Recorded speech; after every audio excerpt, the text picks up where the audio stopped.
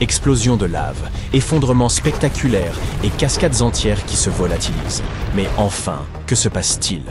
Certains monuments naturels disparaissent pour des raisons très variées. Les chutes de Guaira, par exemple, figuraient autrefois parmi les plus puissantes et assourdissantes au monde, avec un débit plus de 3 fois supérieur à celui des chutes du Niagara dans l'État de New York. Situées à la frontière entre le Brésil et le Paraguay, elles déversaient près de 13 millions de litres d'eau chaque seconde. Pourtant, dans les années 70, les autorités des deux pays ont décidé d'ériger le barrage d'Itaipu, qui fournit aujourd'hui une part considérable de l'électricité brésilienne. L'énergie renouvelable est précieuse, mais elle a été obtenue au prix de l'une des plus grandes merveilles naturelles de la planète. Submergées par les eaux du réservoir, les chutes ont disparu à jamais.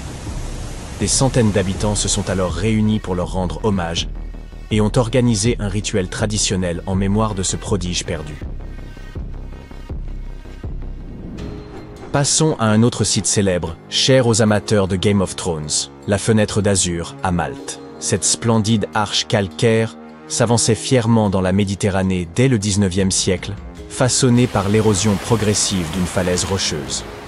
Entre les années 80 et 2000, plusieurs sections de la voûte s'étaient déjà effondrées, au point que les pêcheurs refusaient de s'en approcher avec leurs embarcations. Pourtant, cela n'a pas dissuadé les visiteurs, qui continuait de l'arpenter malgré la dégradation rapide de la structure. En mars 2017, une violente tempête a achevé son œuvre. L'ensemble s'est écroulé dans la mer en quelques secondes à peine. Ainsi, ce chef-d'œuvre naturel de 28 mètres s'est effondré sous les yeux du monde. Personne n'a été blessé, mais l'île de Gozo a perdu à jamais l'un de ses emblèmes les plus renommés. Désormais, seuls les plongeurs peuvent contempler ces vestiges engloutis. Notre prochaine étape nous conduit en Nouvelle-Zélande, au célèbre Pink and White Terrace, de véritables escaliers naturels, sculptés par les eaux riches en minéraux dévalant les roches volcaniques. Lorsque l'eau rencontrait l'air plus frais, ces minéraux se solidifiaient aussitôt, à l'image du sucre se changeant en sucre d'orge lorsqu'il refroidit. Ce phénomène s'observe encore aujourd'hui dans des lieux comme Yellowstone, avec ses geysers fumants et ses bassins aux teintes éclatantes mais mortellement brûlants. Aux terrasses blanches, une eau bouillante saturée de silice jaillissait d'un cratère situé une trentaine de mètres au-dessus d'un lac, s'écoulant ensuite sur près de 50 marches arrondies. En face, les terrasses roses, plus modestes mais tout aussi fascinantes, tenaient leurs nuances distinctives de minéraux variés, voire de minuscules microbes, ajoutant des touches de couleur. On pouvait s'y baigner comme dans des bassins thermaux, dans une atmosphère quasi magique du XIXe siècle. Mais en 1886, l'éruption du mont Tarawera provoqua une catastrophe. Cendres, lave et séismes ensevelirent dans les terrasses ou les précipitèrent dans le lac Rotomahana. Pendant plus d'un siècle, on les crut perdus à jamais, jusqu'à ce qu'en 2011, des chercheurs annoncent avoir identifié des vestiges sous les eaux. Peut-être ne se sont-elles pas éteintes, mais demeurent simplement cachées? Coucou. Si vous avez vu le film La plage avec Leonardo DiCaprio, vous connaissez sans doute ce lieu, Maya Bay, sur l'île de Koh Phi Phi, en Thaïlande. Après la sortie du film en 2000, l'endroit est devenu viral bien avant qu'on se mette à parler de viralité. Rapidement, des milliers de touristes affluaient chaque jour, débarquant avec leurs vedettes rapides, leurs crèmes solaires et leurs déchets plastiques, ce qui endommagea gravement le récif corallien. En 2018, les autorités thaïlandaises décidèrent donc de fermer la baie afin d'en préserver l'écosystème. Après 4 années de régénération, Maya Bay a rouvert en 2022, mais sous de strictes restrictions. Les bateaux ne peuvent plus y accoster directement. La baignade est limitée et le nombre de visiteurs est plafonné quotidiennement. De plus, la baie est fermée durant la saison des pluies, afin de permettre aux ressources naturelles et aux écosystèmes de se reconstituer. Officiellement rouverte, la version originelle et sauvage de Maya Bay, elle, appartient désormais au passé. Il était une fois, dans le New Hampshire, une imposante falaise qui ressemblait trait pour trait au profil d'un vieil homme. On distinguait clairement la mâchoire, le front et même le nez. Ce n'était pas la jeune femme sur le porche, plaisanterie mise à part, mais bien le vieil homme de la montagne, une formation de corniches granitiques perchée sur le mont Canon, dans le parc de Franconia Notch. Après le retrait des glaciers, il y a environ 12 000 ans, le gel et le dégel successifs façonnèrent peu à peu ce visage colossal de 12 mètres de haut et 7 mètres de large. Mentionnée pour la première fois au début des années 1800, la silhouette devint un symbole du New Hampshire, figurant même sur les plaques d'immatriculation et la pièce commémorative de l'État. Malgré l'affection du public et de multiples tentatives pour stabiliser la structure à l'aide de tiges d'acier, de ciment et de chêne, le profil ne pouvait résister éternellement. Dans la nuit du 3 mai 2003, entre minuit et 2 heures du matin, l'ensemble s'effondra et disparut à jamais. Aujourd'hui, on peut visiter le Profiler Plaza et y admirer une reconstitution du visage, visible depuis le lac Profil. L'arbre le plus isolé du monde se dressait jadis seul, au cœur du désert du Sahara, au Niger. L'arbre du Ténéré était littéralement l'unique repère végétal sur plus de 400 km à la ronde. Pendant des siècles, les nomades l'utilisèrent comme un précieux point de navigation, une boussole naturelle pour traverser ces terres arides. Ses racines plongeaient à une profondeur impressionnante pour atteindre une nappe d'eau souterraine, ce qui lui permit de survivre dans un environnement où rien d'autre ne poussait. L'arbre solitaire avait résisté des siècles à la chaleur écrasante, au vent et à la sécheresse, jusqu'en 1973, lorsqu'un conducteur de camion le renversa. Oui, l'infortuné réussit à heurter la seule structure debout au milieu de nulle part. Peut-être croyait-il que l'arbre traversait en dehors d'un passage clouté, qui sait? Aujourd'hui, il ne subsiste que quelques fragments conservés au musée, tandis qu'une sculpture métallique marque son emplacement d'origine. Un autre arbre, cette fois loin d'être solitaire, se dressait jadis dans le parc national de Yosemite, atteignant la taille impressionnante d'un immeuble de 23 étages, 69 mètres. À la fin du 19e siècle, 2 hommes parvinrent à creuser un tunnel dans sa base massive de 8 mètres, dans le cadre d'une campagne visant à promouvoir le tourisme automobile et à attirer plus de visiteurs. L'entreprise fut un succès. Le Wawona Tunnel Tree devint une attraction iconique. Après tout, qui n'aurait pas voulu se faire photographier dans sa voiture traversant un arbre de cette envergure? Malheureusement, ce colosse s'effondra en 1969 sous le poids d'un épais manteau de neige. Il avait alors environ 2300 ans. On peut toujours l'apercevoir à l'endroit exact de sa chute, désormais connu sous le nom de Fallen Tunnel Tree. Changeons de registre pour nous intéresser à des monuments façonnés par l'homme. L'actuelle Pennsylvania Station de New York accomplit correctement sa fonction, mais la version originale surpassait de très loin son élégance. Érigée dans un somptueux style beaux-arts, elle arborait d'imposants dômes, de majestueuses arches et de magnifiques colonnades.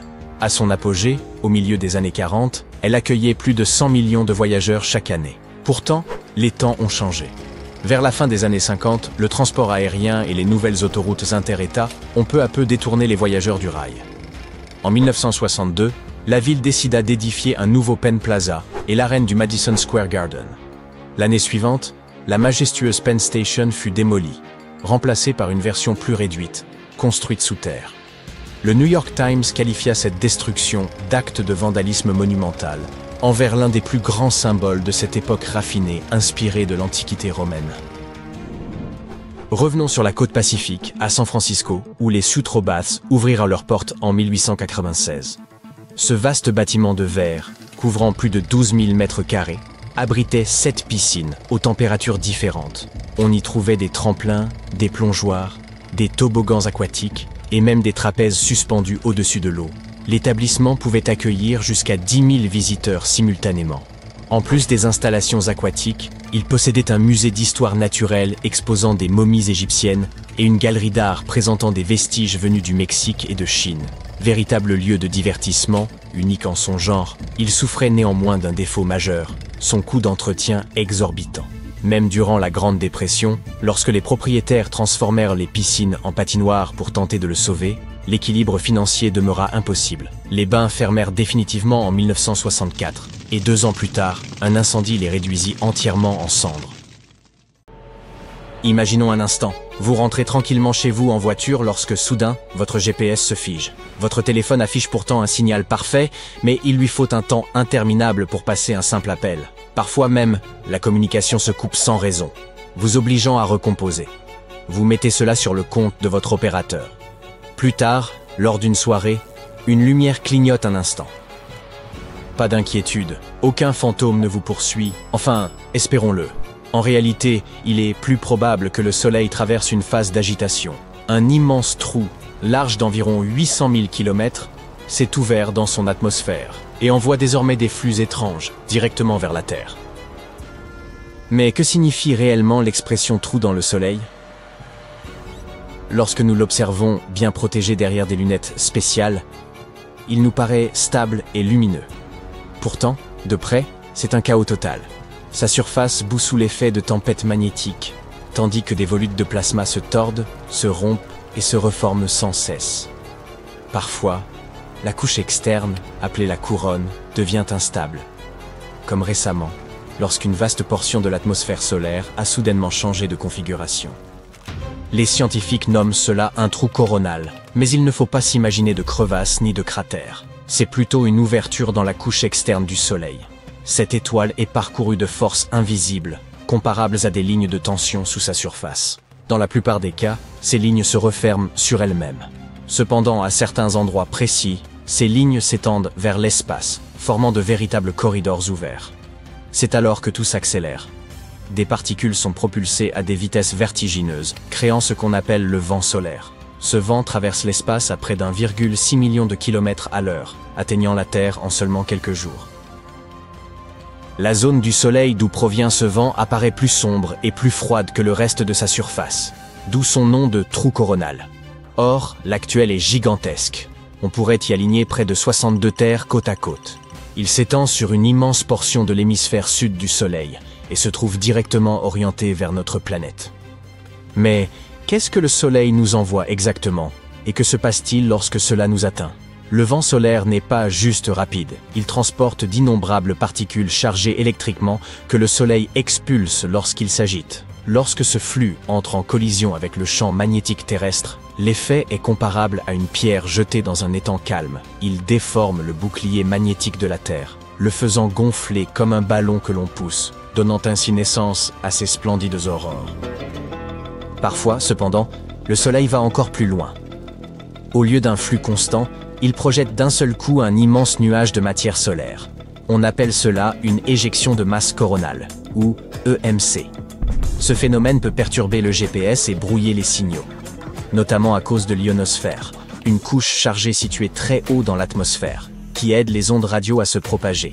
Lorsque cette couche est déstabilisée, les signaux se mettent à rebondir de façon anormale ou disparaissent complètement.